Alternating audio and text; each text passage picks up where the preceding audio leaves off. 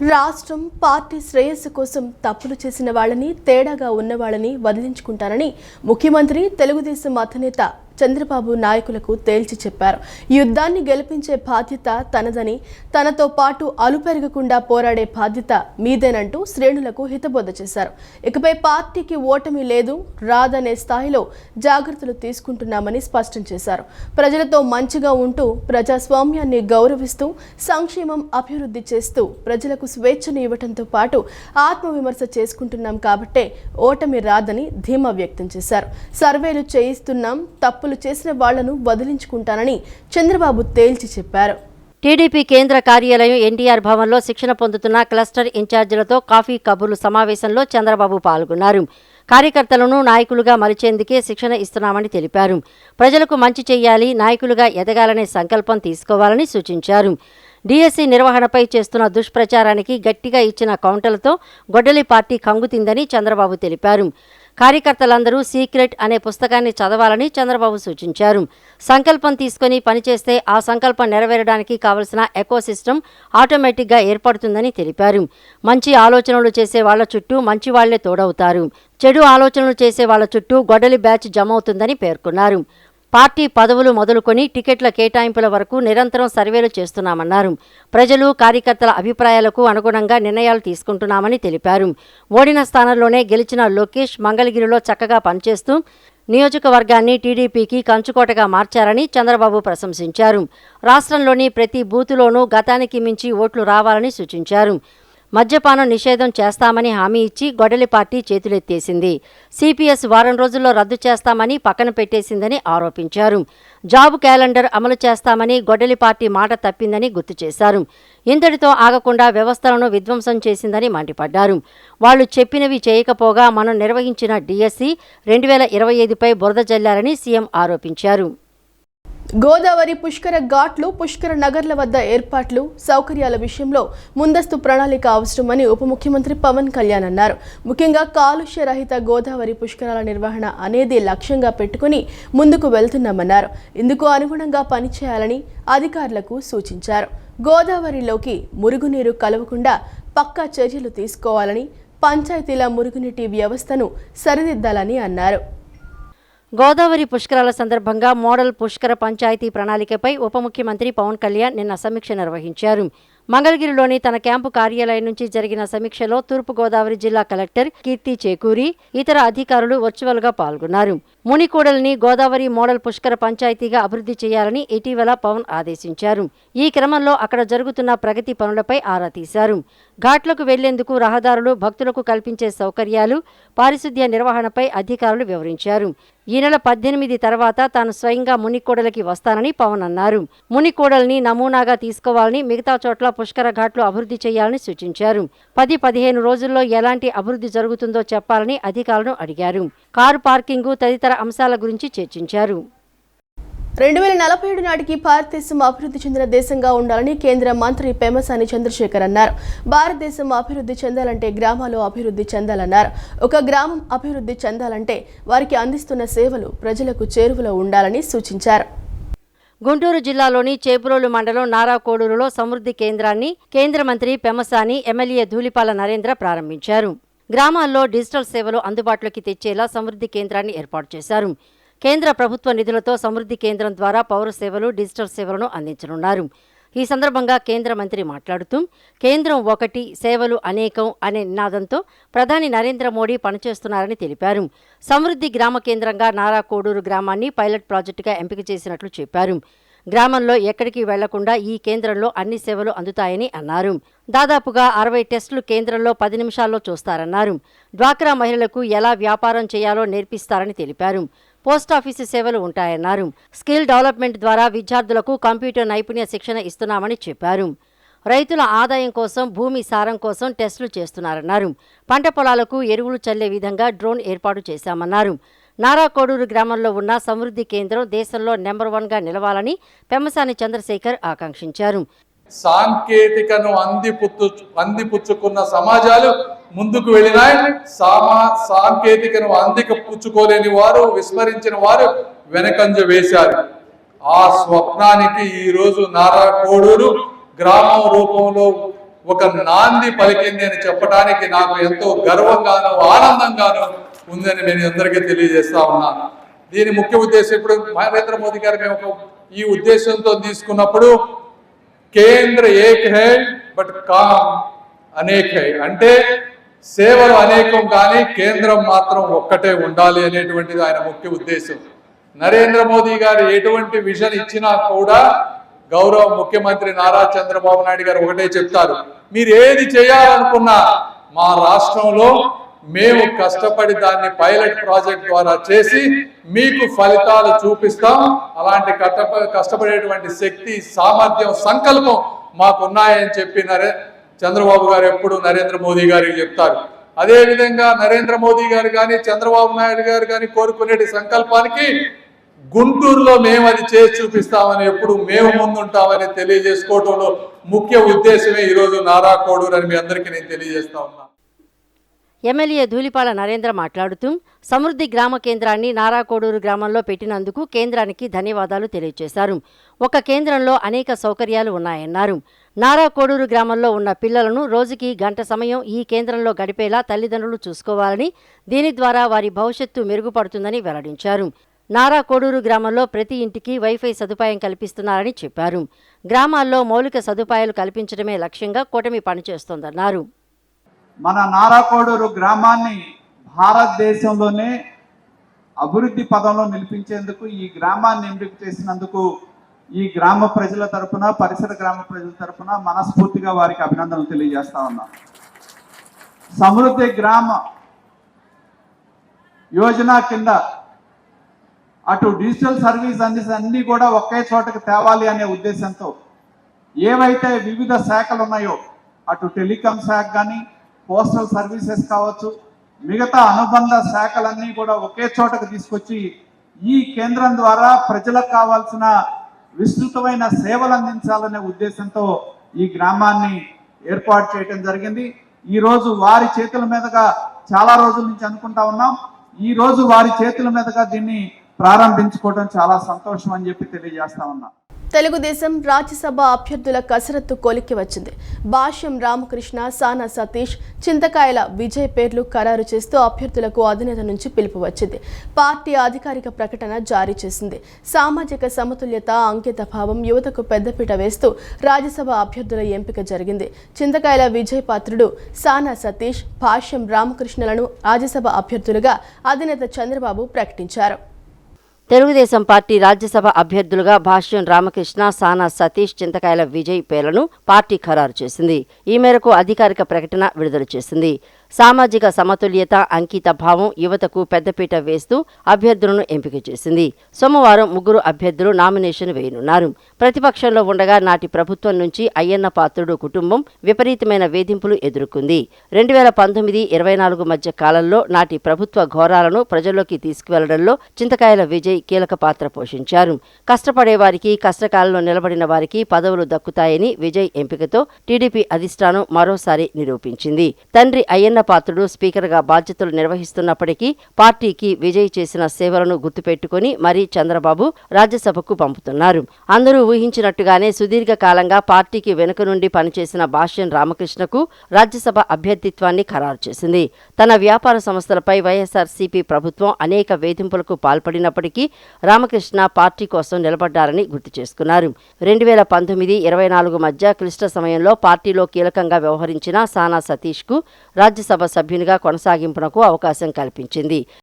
అధునాతన సాంకేతిక పరిజ్ఞానంతో ఆవిష్కృతమైన స్పేర్ సిటీ భవిష్యత్ టెక్నాలజీకి వారధిగా నిలుస్తుందని మంత్రి లోకేష్ కొనియాడారు. రాష్ట్రానికి పెట్టుబడులే లక్ష్యంగా మంత్రి నారా లోకేష్ రష్యా పర్యటన సాగుతోంది. ఈ పర్యటనలో భాగంగా మంత్రి నారా లోకేష్ మాస్కోలోని స్పేర్ సిటీని సందర్శించారు. రాష్ట్ర పర్యటనలో భాగంగా మంత్రి నారా లోకేష్ మాస్కోలోని స్పేర్ సిటీని సందర్శించారు. Sber bank vice president Albert Efimov ఆయనకు స్వాగతం పలికారు. ఈ సందర్భంగా వ్యాధి నిర్ధారణ, ఇతర ఆవిష్కరణలతో కూడిన ఏటీఎంపై మంత్రి నారా లోకేష్ ఆరా తీశారు. ఈ క్రమంలోనే క్వాంటమ్ టెక్నాలజీ, ఏఐ ఆధారిత సేవలు, digital health care, cyber security solutions తదితర అంశాలపై స్బేర్ సిటీ ప్రతినిధులు పవర్ పాయింట్ ప్రజెంటేషన్ ఇచ్చారు. అధునాతన సాంకేతిక పరిజ్ఞానంతో ఆవిష్కృతమైన స్బేర్ సిటీ భవిష్యత్తు టెక్నాలజీకి వారధిగా నిలుస్తుందని లోకేష్ కొనియాడారు. అనంతరం స్బేర్ ఆధ్వర్యంలో నడుస్తున్న విభిన్నమైన పాఠశాల, స్కూల్ 21ని సందర్శించారు. సంప్రదాయ విద్యా విధానానికి భిన్నంగా అక్కడ అనుసరిస్తున్న విధానాలను నిర్వాహకులు విద్యార్థుల ద్వారా ప్రత్యక్షంగా తెలుసుకున్నట్లు ఆయన ఎక్స్ వేదికగా తెలియజేశారు. నవజాత శిశువుల ఆరోగ్య ప్రమాణాల గుర్తింపునకు ఏఐ ఆధారిత సేవలు వినియోగించబోతున్నట్లు రాష్ట్ర వైద్య ఆరోగ్య శాఖ మంత్రి సత్యకుమార్ యాదవ్ వెల్లడించారు. దైనందిన విధుల్లో భాగంగా ఆశాలు ఉపయోగించే యాప్లోనే ఏఐ ఆధారిత నవజాత శిశువుల ఆరోగ్య ప్రమాణాలైన బరువు, ఎత్తు, ఛాతీ, భుజం భాగం, తల చుట్టుకొలతలు వివరాలను అనుసంధానం చేస్తామని తెలిపారు. రాష్ట్ర వైద్య ఆరోగ్య శాఖతో కుదిరిన అవగాహన ప్రకారం వాద్వాని ఏఐ సంస్థ రూపొందించిన శిశుమాపన్ యాప్ ఆధారంగా అనుసంధానం జరుగుతుందని పేర్కొన్నారు. దీనికి ముందుగా ఏఐకి సుమారు 1000 మంది నవజాత శిశువుల ఆరోగ్య ప్రమాణాల వివరాలను వీడియోల రూపంలో డేటాబేస్ ఇవ్వబోతున్నామని వెల్లడించారు.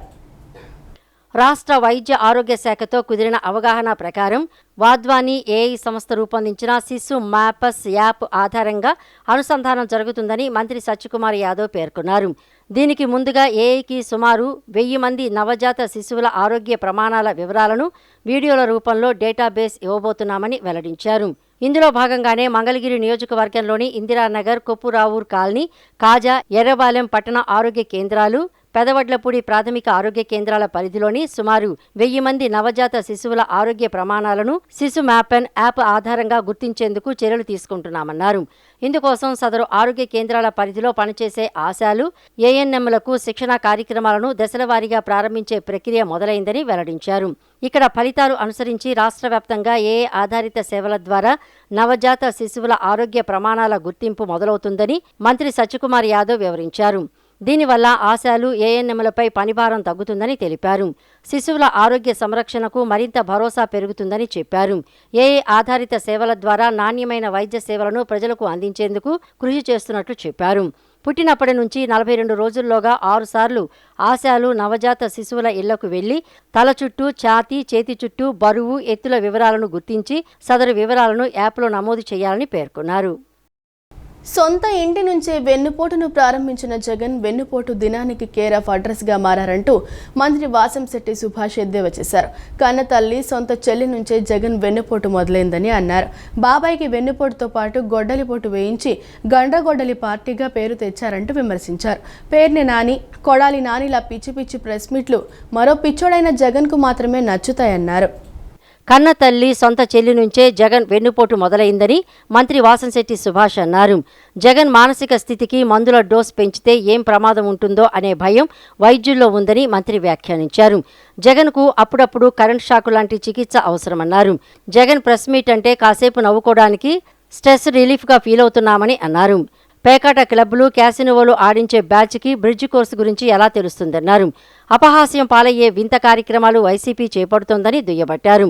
కోడి సంతకాలు అన్న వాళ్లకి ప్రజా మద్దతు లేకపోవడంతో పెట్టిన సంతకాలే మళ్లీ మళ్లీ పెట్టేందుకు వైసీపీ నేతలు ఇబ్బంది పడ్డారంటూ మంత్రి వాసంశెట్టి సుభాష్ పేర్కొన్నారు. మీరు 11 సీట్లకు పరిమితం అయిపోవడానికి కారణం ఎవరైతే ఉన్నారో ఈ పేర్నాని లాంటి వారు మళ్ళీ వాళ్ళు డిఎస్సి గురించి మాట్లాడుతూ ఉన్నారు. బ్రిడ్జ్ కోర్స్ అనేది మీ అవినీతికి, మీ క్యాండిడేట్స్కి రాంగ్ రూట్లో తీసుకురావడానికి ఇలాంటి ప్యాకెట్ల లాంటి ఆటలని బ్రిడ్జ్ కోర్సు రూపంలో పెట్టి మరి ముందుకు తీసుకెళ్తా ఉన్నారు. మీ క్యాండిడేట్లను అందులో క్వాలిఫై చేసుకుంటా ఉన్నారని చెప్తున్నారు. సిగ్గు ఉండాలి అసలు. మీరు ప్యాకెట్ టోర్నమెంట్లు నిర్వహించారు, అది అందరికీ తెలిసిందే, అందులో మీరు సిద్ధహస్తులు. కానీ బ్రిడ్జ్ కోర్సు సెంట్రల్ గవర్నమెంట్ ప్రవేశపెట్టిందన్న జ్ఞానం కూడా మీకు లేదు.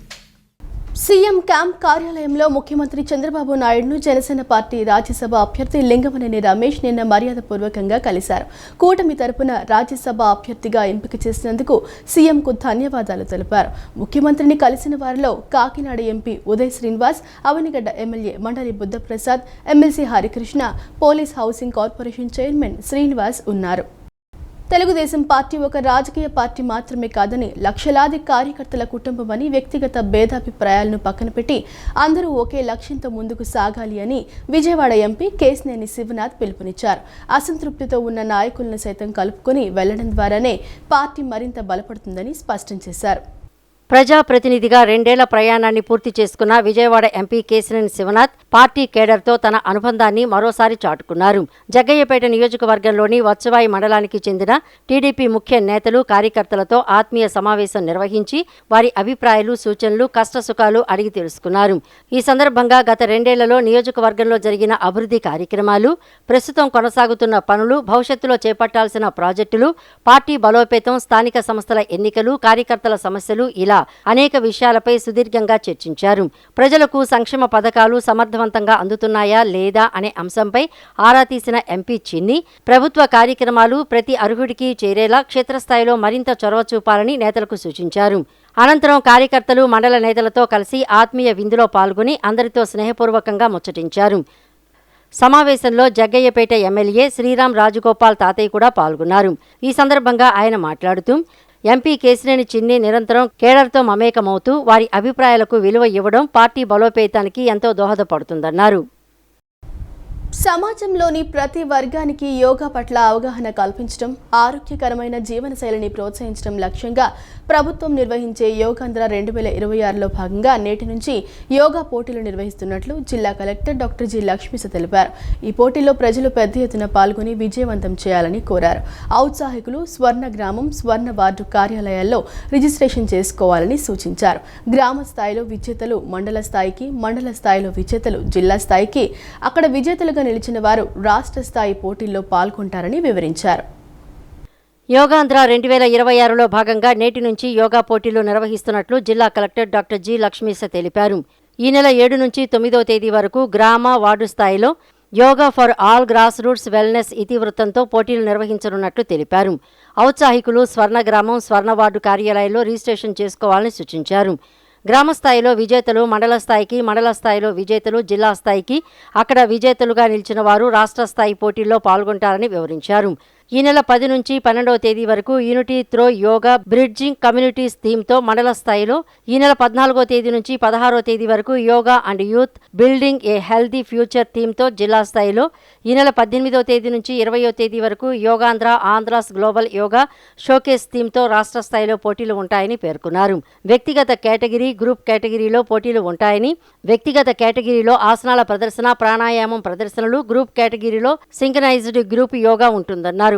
Yoga song, yoga quiz, yoga slogan, yoga essay పోటీలు కూడా ఉంటాయని వివరించారు. జూనియర్, యంగ్, సీనియర్ గ్రూప్ విభాగాల్లో పోటీలు నిర్వహించడం జరుగుతుందన్నారు. జ్ఞానాధారిత పోటీలు మినహా మిగిలిన పోటీలను పురుషులు, మహిళలకు వేర్వేరుగా నిర్వహించనున్నట్లు తెలిపారు. పోటీల్లో విజేతలను రాష్ట్ర స్థాయి కార్యక్రమాల్లో సత్కరించనున్నట్లు చెప్పారు. యోగాంధ్ర పోటీలకు సంబంధించిన పూర్తి వివరాలను 8498012833 మరియు 8341364185 ఫోన్ నెంబర్లలో సంప్రదించవచ్చని కలెక్టర్ లక్ష్మీశ సూచించారు. యోగా అనేది కేవలం వ్యాయామం మాత్రమే కాకుండా శరీరం, మనసు, ఆత్మను సమన్వయం చేసే సంపూర్ణ జీవన విధానమని విజయవాడ నగరపాలక సంస్థ కమిషనర్ ధ్యానచంద్ర తెలిపారు. యోగా సాధన ద్వారా శారీరక ఆరోగ్యం, మానసిక ప్రశాంతత, ఏకాగ్రత మరియు జీవన సంతులనం సాధ్యమవుతాయని పేర్కొన్నారు. నేటి నుండి జూన్ 21 వరకు ప్రతిరోజు ఉదయం 5:30 గంటలకు నగరంలోని భవానీపురంలోని బెర్మ్ పార్క్, సత్యనారాయణపురంలోని బీఆర్టీఎస్ రోడ్, ఎంజీ రోడ్లోని అంబేద్కర్ స్మృతి వనం, కృష్ణలంకలోని రివర్ ఫ్రంట్ పార్క్ ప్రాంతాల్లో యోగా శిక్షణ కార్యక్రమాలు నిర్వహించనున్నట్లు తెలిపారు. ఆంధ్రప్రదేశ్ రాష్ట్ర ముఖ్యమంత్రి నారా చంద్రబాబు నాయుడు ఆదేశాల మేరకు ఎన్టీఆర్ జిల్లా యంత్రాంగం మరియు విజయవాడ నగరపాలక సంస్థ సంయుక్త ఆధ్వర్యంలో యోగాంధ్ర కార్యక్రమాన్ని నేటి నుండి జూన్ 21 వరకు నిర్వహిస్తున్నట్లు విజయవాడ నగరపాలక సంస్థ కమిషనర్ ధ్యానచంద్ర తెలిపారు. గత ఏడాది నిర్వహించిన యోగాంధ్ర కార్యక్రమానికి ప్రజల నుండి విశేష స్పందన లభించిందని, ఎన్టీఆర్ జిల్లాలో వేలాది మంది ఒకే వేదికపై యోగ సాధన చేసి ప్రపంచ రికార్డు సాధించడం గర్వకారణమని కమిషనర్ పేర్కొన్నారు. ఆరోగ్యవంతమైన సమాజ నిర్మాణంలో యోగా కీలక పాత్ర పోషిస్తుందన్నారు. ఈ నేపథ్యంలో నేటి నుండి జూన్ 21 వరకు ప్రతిరోజు ఉదయం 5:30 నగరంలోని భవానీపురంలోని బెర్మ్ పార్క్, సత్యనారాయణపురంలోని బీఆర్టీఎస్ రోడ్, ఎంజీ రోడ్లోని అంబేద్కర్ స్మృతివనం, కృష్ణలంకలోని రివర్ ఫ్రంట్ పార్క్ ప్రాంతాల్లో యోగా శిక్షణ కార్యక్రమాలు నిర్వహించనున్నట్లు తెలిపారు. నగర ప్రజలు, యువత, మహిళలు, విద్యార్థులు, ఉద్యోగులు, వృద్ధులు అధిక సంఖ్యలో పాల్గొని యోగా సాధనను దైనందిన జీవితంలో భాగంగా మార్చుకోవాలని కమిషనర్ ధ్యానచంద్ర కోరారు. అంతర్జాతీయ యోగా దినోత్సవాన్ని పురస్కరించుకొని యోగాను ఒకరోజు కార్యక్రమంగా కాకుండా శాశ్వత ఆరోగ్య జీవన శైలిగా అలవర్చుకోవాలని పిలుపునిచ్చారు. ఆంధ్రప్రదేశ్ రాష్ట్ర ముఖ్యమంత్రి నారా చంద్రబాబు నాయుడు ఆదేశాల మేరకు 2026 జూన్ 21న వెస్ట్ బైపాస్ నందు అంతర్జాతీయ యోగా దినోత్సవం నిర్వహించనున్నారు. అంతర్జాతీయ యోగా దినోత్సవం 2026 నిర్వహణకు సంబంధించి వెస్ట్ బైపాస్ ప్రాంతాన్ని ఎన్టీఆర్ జిల్లా పోలీస్ కమిషనర్ ఎస్వి రాజశేఖర్ బాబు, రాష్ట్ర వైద్య ఆరోగ్య శాఖ కమిషనర్ జి వీరపాండియన్, ఇతర అధికారులు నిన్న పరిశీలించారు. ఈ కార్యక్రమంలో భారీ సంఖ్యలో ప్రజలు పాల్గొనే అవకాశం ఉన్నందున అన్ని శాఖల సమన్వయంతో విజయవంతంగా నిర్వహించేందుకు అవసరమైన చర్యలు చేపడుతున్నట్లు అధికారులు తెలిపారు. ఆంధ్రప్రదేశ్ రాష్ట్ర ముఖ్యమంత్రి నారా చంద్రబాబు నాయుడు ఆదేశాల మేరకు 2026 జూన్ 21న వెస్ట్ బైపాస్ నందు అంతర్జాతీయ యోగా దినోత్సవం నిర్వహించనున్నారు. ఈ నేపథ్యంలో నిన్న ఎన్టీఆర్ జిల్లా పోలీస్ కమిషనర్ ఎస్వి రాజశేఖర్ బాబు, రాష్ట్ర వైద్య ఆరోగ్య శాఖ కమిషనర్ జి వీరపాండియన్, గుంటూరు జిల్లా కలెక్టర్ సిఎం సాయికాంత్ వర్మ, గుంటూరు జిల్లా ఎస్పీ వకుల్ జిందాల్, ఇతర జిల్లా అధికారులు కలిసి వెస్ట్ బైపాస్ మరియు పరిసర ప్రాంతాలను పరిశీలించారు. అధికారులు ప్రతిపాదిత కార్యక్రమ స్థలాన్ని క్షుణ్ణంగా పరిశీలించి యోగా దినోత్సవానికి హాజరయ్యే ప్రజలు, యోగా సాధకులు, విద్యార్థులు మరియు వివిధ శాఖల ప్రతినిధుల కోసం చేపట్టవలసిన ఏర్పాట్లపై సమీక్ష నిర్వహించారు. పార్కింగ్, ట్రాఫిక్ నియంత్రణ, భద్రతా చర్యలు, తాగునీటి సదుపాయం, వైద్య సేవలు, అత్యవసర సహాయక ఏర్పాట్లు, వైదిక నిర్మాణం మరియు ప్రజల రాకపోకలకు సంబంధించిన అంశాలపై అధికారులకు తగిన సూచనలు చేశారు. జూన్ 21న నిర్వహించనున్న ఈ కార్యక్రమంలో భారీ సంఖ్యలో ప్రజలు పాల్గొనే అవకాశం ఉన్నందున అన్ని శాఖల సమన్వయంతో విజయవంతంగా నిర్వహించేందుకు అవసరమైన చర్యలు చేపడుతున్నట్లు అధికారులు తెలిపారు. ప్రజలకు నిరంతరాయంగా మరియు నాణ్యమైన విద్యుత్ సరఫరా అందించేందుకు సమన్వయంతో పనిచేయాలని ఏపీ సిపిడిసిఎల్ సీఎండీ పుల్లారెడ్డి అధికారులకు సూచించారు. వినియోగదారుల సమస్యలను వెంటనే పరిష్కరించడంతో పాటు భద్రతా ప్రమాణాలను ఖచ్చితంగా పాటించాలని ఆదేశించారు. వర్షాకాలంలో విద్యుత్ అంతరాయాలు లేకుండా ముందస్తు చర్యలు చేపట్టి అత్యవసర పరిస్థితుల్లో వేగంగా స్పందించేలా అధికారులు సిద్ధంగా ఉండాలన్నారు. ఏపీసీసీడీసీఎల్ కార్పొరేట్ కార్యాలయం నుండి సీఎండీ పుల్లారెడ్డి మరియు డైరెక్టర్లు సంస్థ పరిధిలోని అన్ని సీజీఎంలు, ఎస్ఈలు, జీఎంలు మరియు ఈఈలతో వీడియో కాన్ఫరెన్స్ ద్వారా సమీక్షా సమావేశాన్ని నిర్వహించారు. ఈ సమావేశంలో విద్యుత్ సరఫరా నాణ్యత, వినియోగదారుల ఫిర్యాదుల పరిష్కారం, వర్షాకాలానికి ముందస్తు సన్నద్ధత, విద్యుత్ భద్రతా చర్యలు, ఆదాయ వసూళ్లు, పంపిణీ నష్టాల తగ్గింపు, పెండింగ్ పనుల పురోగతి తదితర అంశాలపై సమగ్రంగా చర్చించారు. వర్షాకాలంలో విద్యుత్ అంతరాయాలు తలెత్తకుండా ముందస్తు చర్యలు చేపట్టి అత్యవసర పరిస్థితుల్లో వేగంగా స్పందించేలా అధికారులు సిద్ధంగా ఉండాలని సూచించారు.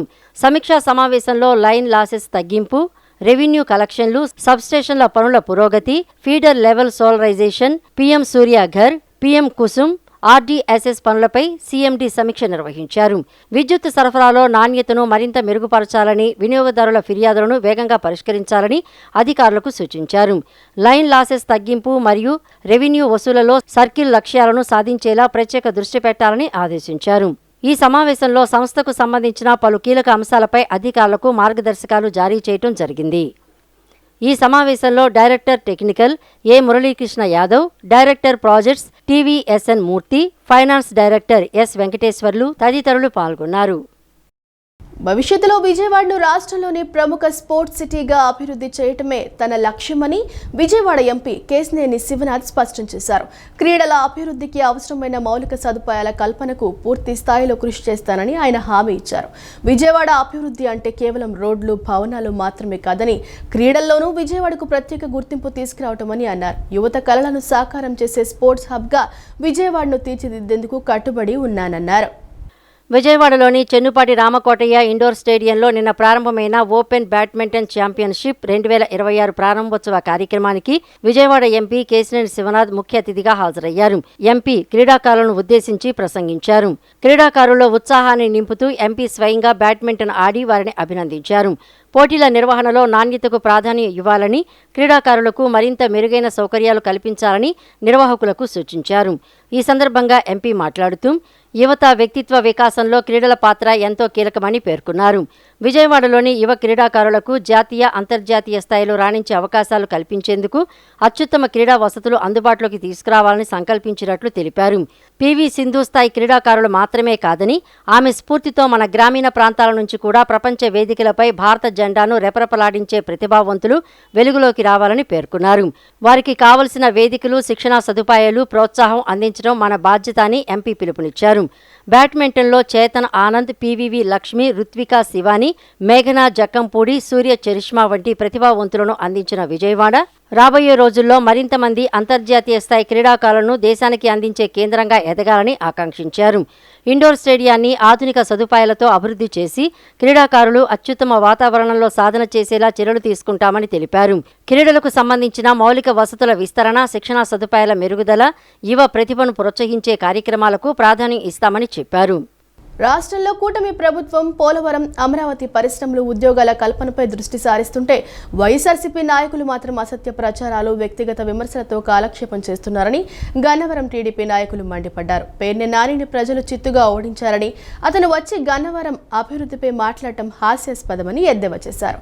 ప్రజల తీర్పును అవమానించే వ్యాఖ్యలు కొనసాగిస్తే ప్రజల మధ్య గట్టి సమాధానం చెప్పాల్సి వస్తుందని హెచ్చరించారు. గన్నవరం టీడీపీ కార్యాలయంలో నిన్న నిర్వహించిన మీడియా సమావేశంలో రాష్ట్ర టీడీపీ మాజీ కార్యదర్శి దొంతు చిన్న, గన్నవరం మండల టీడీపీ అధ్యక్షుడు గుడపాటి తులసి మోహన్, రాష్ట్ర తెలుగు యువత కార్యదర్శి కోసరాజు సాయిరాం, తెలుగు మహిళా నియోజకవర్గ అధ్యక్షురాలు మేడేపల్లి రమ, బీసీసీఎల్ అధ్యక్షుడు మోదుగుమూడి సత్యనారాయణ, వైసీపీ ఎన్టీఆర్ జిల్లా అధ్యక్షుడు పేర్ని నానిపై తీవ్ర విమర్శలు చేశారు. 50,000 ఓట్ల భారీ తేడాతో ప్రజలు తిరస్కరించిన నాయకుడికి వైఎస్ఆర్సీపీ జిల్లా అధ్యక్ష పదవి ఇవ్వడం ఆ పార్టీ దివాలాకోరు రాజకీయాలకు నిదర్శనమని పేర్కొన్నారు.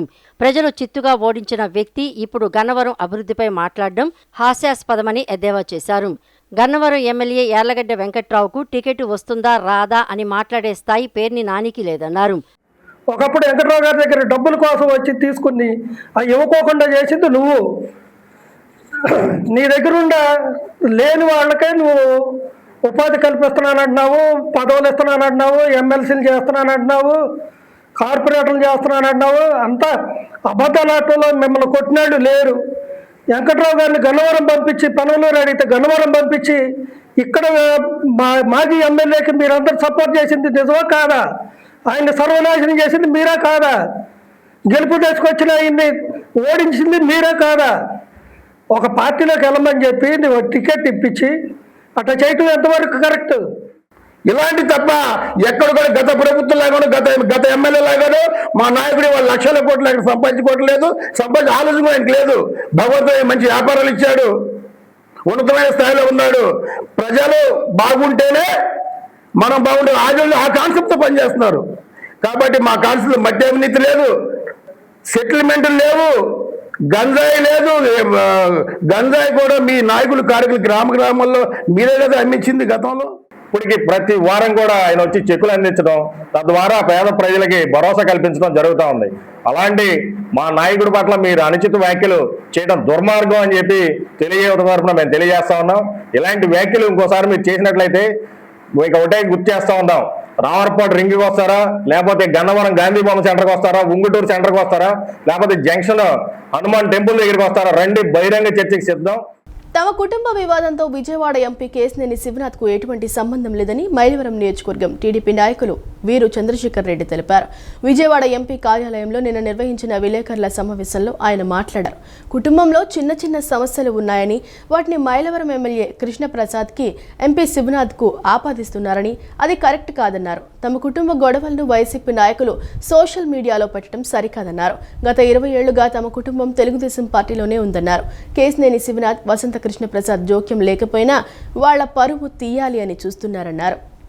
తమ కుటుంబం గొడవను తామే చూసుకుంటాం, వైసీపీ నాయకుల చొరవ అవసరం లేదన్నారు. ఇప్పుడు మా వాళ్ళకి పార్టీలో చిన్న చిన్న ప్రాబ్లమ్స్ రావటం వల్ల వాళ్ళు ఇట్లా కేసు పెట్టుకున్నారు. కేసు పెట్టుకున్న తర్వాత మా అన్నయ్యని వెంకటేశ్వర రెడ్డి అంటారు, పెద్దబాబు అంటారు, వేరే అతను యూరు రమేష్ రెడ్డి, వీళ్ళందరినీ ఏమంటే కేసు పెట్టి వాళ్ళు ఇట్లా రిమాండ్కి పంపించారు. నూజివేడు కోర్టులో వాళ్ళు జడ్జి గారు రిమాండ్ వేశారు. అక్కడ రిమాండ్ ఉన్న తర్వాత అది ఇప్పుడు మన నందిగామ జైల్లో పెట్టారు, అక్కడ పెట్టారండి.